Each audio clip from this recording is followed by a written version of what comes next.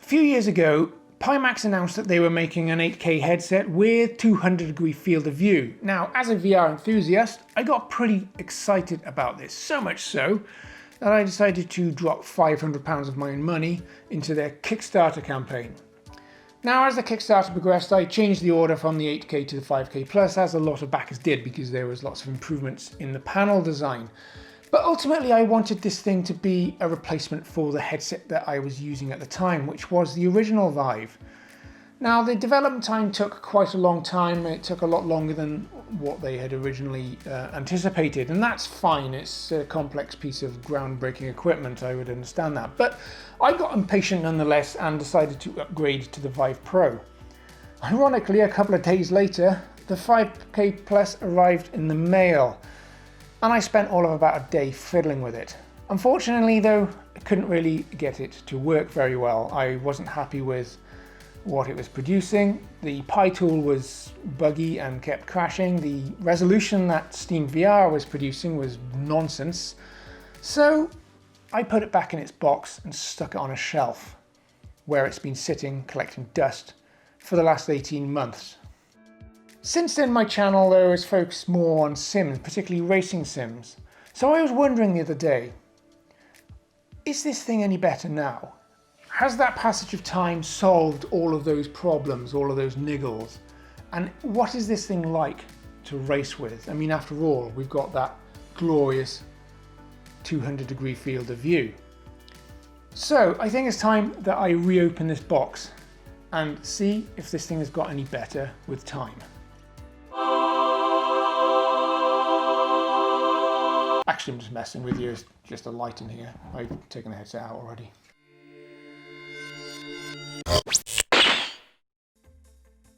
Okay, so how'd you like that intro then, huh? I'm sorry, it was really lame, but you're still here, so let's get on with the review. Now, as per my experience last time, this wasn't terribly straightforward to set up.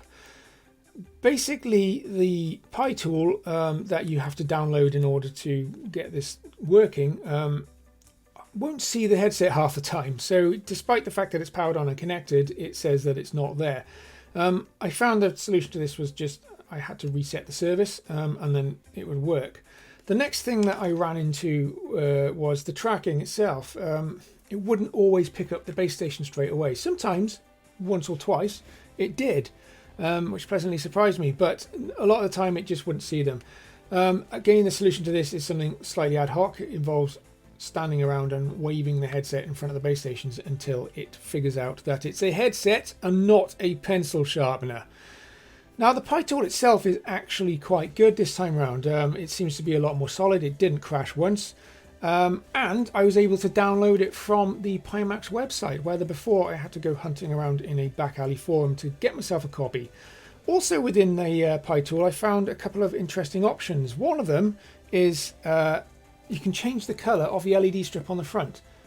I just thought that was pretty cool.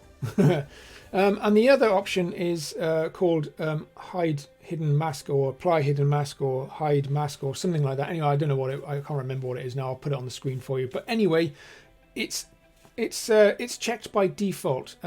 You have to turn this off, because if you don't, what it will do is it'll render both of the screens, so both of the images, to each eye individually without compositing them together, and that'll knacker your eyeballs. Also, make sure reprojection's turned on, because the same thing will happen.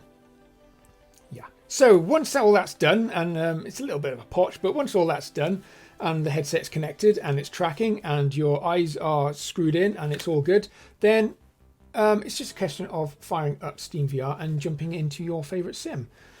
But before I did that, I had to make a little bit of a modification to the comfort, because out of the box, this thing sucks. It's bloody uncomfortable, at least for me anyway, probably because I'm wearing glasses. Reason being is because there's very little room inside the headset here. I imagine it's like that to accommodate the wide field of view, but there's also no adjustment to actually move the face pad part away from the lenses. There's no option to actually increase the space in there, and that's all I need, is a little bit more space. So I found the solution by removing the stock Pimax mask face pad thingy, and putting in a Vive one instead because it's a little bit beefier. It's pretty easy to do because it's just a Velcro kind of strap job. You just stick it on and there you go, good to go. This actually gives me a lot more comfort. If you've got glasses on, then I'd imagine you're going to have the same problem. My glasses are actually quite small and I can't fit them in here, so if you've got bigger glasses on, then forget about it. So unfortunately, I do have a problem with my particular headset. The panels have got red, green and blue pixels flashing all over the place. This isn't so visible in the highlights, but it's really bloody annoying in the shadows and it becomes a total shit show in dark scenes. I don't think this is indicative of all Pimax headsets. I think it's just my one here is faulty. I'm not sure if it's the panels that are at fault or if it's maybe just picking up interference from the power cable. I have tried reseating this power cable, but it doesn't do anything. It's a bit of a shame. I doubt very much whether Pimax would help me out with this now because it's been so long since I received this thing, although I technically haven't used it. But never mind, what I'm going to do is just ignore it for the purposes of the review. It's an isolated case. I'm just going to try and focus on the headset without that being a factor. Right, so now that I'm actually in the Sims, I'm going to just iterate some of my thoughts and views whilst I was testing this thing, starting with the comfort, because using this wasn't a total dumpster fire that it was a year and a half ago. By swapping out that face pad, it's actually not bad regarding comfort, and although it's not as comfortable as my Vive Pro was, I could certainly use this for a decent amount of time. The only problem I am finding is that because the space inside the headset is quite limited, I'm thinking that this is more prone to fogging up. Right, let's get into one of the main features that this headset offers, which is the field of view. First off, the experience is extremely compelling. I had mine set at normal, which I believe covers around 150 degrees, where the large covers about 170. Unfortunately, the advertised 200 degree field of view is a bit of wishful marketing. But 150 degrees is not to be scoffed at. It's significantly wider than what I'm used to with the Vive, and in most situations the performance is about the same. Setting the field of view to large adds a little bit more, but it comes at a higher performance cost. It also makes edge distortions worse. I'll talk about the distortion stuff a little later on. Ultimately, the field of view means that now I have true peripheral vision and can effectively see more with less head movement. What's also apparent is how incredible these Pimax lenses are. These things render the visuals up sharply across the whole scene. There doesn't seem to be a sweet spot, at least none that I can perceive. I can simply move my eyes instead of moving my whole head and look at any part of the scene and it's nice and sharp. Only when I look into the extreme periphery does the image become blurred. Now, I think this is pretty incredible because I haven't had this experience with any other headset. Both the Vive and the Vive Pro have always had sweet spots, which if you stray outside, the image becomes a little less sharp. So kudos to Pimax for this. Now, I found that my extreme peripheral vision was capped off with the black edges of the headset, but it's kind of similar to what you would see if you were wearing an actual racer helmet, which is a big departure from the relatively closed view that the Vive offers.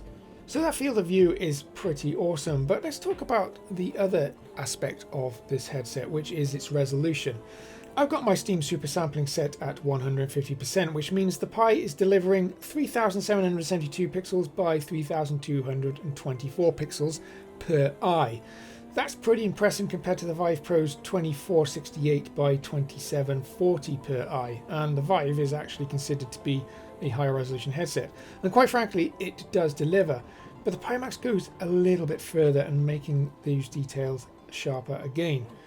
So one of the main differences that I noted was the clarity of distant objects, which is something that VR has had trouble with. The Pimax seems to do this better overall, and I think this is partly due to the lack of screen door. I could not actually perceive any kind of screen door whatsoever with this headset. It's pretty incredible. So then, no screen door, huge natural field of view, image sharpness across the whole scene, and good distance clarity. This is surely the perfect package, right? Unfortunately, there are some trade-offs for all this perfection, and I'm going to start with the field of view. Yes, it is superb, but I found that there was a notable amount of distortion at the edges and along the bottom of my vision. And although the distortion itself wasn't too distracting, it did something a little weird to the virtual world that broke the immersion slightly. Now this may be a subjective thing, but I found as I moved my head around, objects around the sides and the bottom would distort and change shape, kind of like if you were looking through a fisheye lens. Of course, this is essentially what is happening. The scene is being rendered at a bigger FOV, which causes the centre of the image to be smaller and further away, and the edges becoming more increasingly stretched towards the boundaries. It's pretty much what you're seeing on the screen now. But the view inside the headset is different. The centre of the image feels like it's at the correct distance, and that's because the lenses inside are doing some magnification. But I feel that there's something weird going on where the centre bleeds off into the periphery. When I think about how the Vive offers up the virtual world, it's solid, it's tangible, everything is in its place and it doesn't change shape. It's a far more consistent feeling. This effect isn't such a big deal in open air cars, but it becomes far more acute when enclosed in, say, a GT or an LMP car. I think this is where the experience starts to fall apart, and if I remember correctly, I had the same feeling when I was trying to use the Pimax with Elite Dangerous 18 months ago. My next thoughts concern the panels themselves. Ignoring the fact that mine looked like I'm staring into a techno-themed snow globe, I found that the panels were pretty good overall, but they lacked the contrast that I was used to with the Vive's OLEDs. Now of course the Pimax uses LCD panels which can't compare with OLEDs when it comes to colour rendition, particularly in darker scenes, but I found that this makes the visuals slightly faded, especially when doing night races. There are however options in the Pi tool that can manipulate the image to some extent, but I'm not sure how effective those would be at sort of getting a little bit more punch out of the panels. So the real issues that I had with the Pimax were its inconsistent performance. When using it for extended sessions, I found that it would sometimes cut out completely, just going totally black for a couple of seconds. I suspect this might have been due to tracking loss, and the going black was to save me from some nauseating experience where the screen freezes. Perhaps, I don't know. I've also noticed like vertical streaking down the screen, sometimes in the menus, sometimes in an actual race, and it's usually followed up by some woeful frame rates in game. It could be the sim struggling with the extra resolution, perhaps, I don't know, but for example, a night race with 20 cars or so seemed to grind Automobilista to a halt. I can run such a race though, no problem with the Vive, but perhaps the Pimax's extra pixels are just putting a little bit too much strain on things. Asseto Corsa Competizione was also a bit of a sore point. Although I did manage to get it running with the Pimax, it didn't want to do so willingly. I needed to drop my super sampling down to 100 in order to get the textures to load correctly, and even then it wasn't performing great. That actually puts it at a lower resolution than the Vive at 150%, which works nice and smooth in ACC. So this, coupled with the wackadoodle distortion that you get when you're inside a GT car, means I would just avoid using the Pimax with this sim. So then, in conclusion, this is definitely an interesting entry into the VR landscape. I would say that it certainly represents the next level of thinking for VR. I mean, there's nothing on the consumer market now that comes close to offering this kind of field of view, unless you want to sink $5,000 into an X-Tal. It does, however, feel like a beta product. It doesn't feel very polished, and it feels quite unfinished, and that's mainly because it is. I mean, this exact unit that I hold here in my hands, I got hold of a long time before they appeared in the shops. You know, it came off the back of a Kickstarter campaign, so I don't know if the retail versions of this that are available right now differ. I don't know if there's been any improvements. I would hope they are, but if they are exactly the same as this, then it feels a little bit unfinished. But to answer the question, is this any good with sim racing? Well, my experience differed depending on what I was doing. It's an extremely compelling experience when you're in an open air car, such as a Formula car or a go-kart or a Caterham or something like that. But it all kind of fell apart a bit when I was in an enclosed car or was doing night races, where the distortion would break the immersion. I don't think that I'll be switching my Vive Pro for this anytime soon, but I think I will keep this just on standby for those specific situations where it really does shine. Anyway, I'm going to wrap the video up there. Thank you so much for watching. If you've got any comments or questions you'd like to ask me, stick them down below in the comment section and I will do my best to get back to you. But in the meantime, I'll say goodbye. Thank you for watching. See you next time.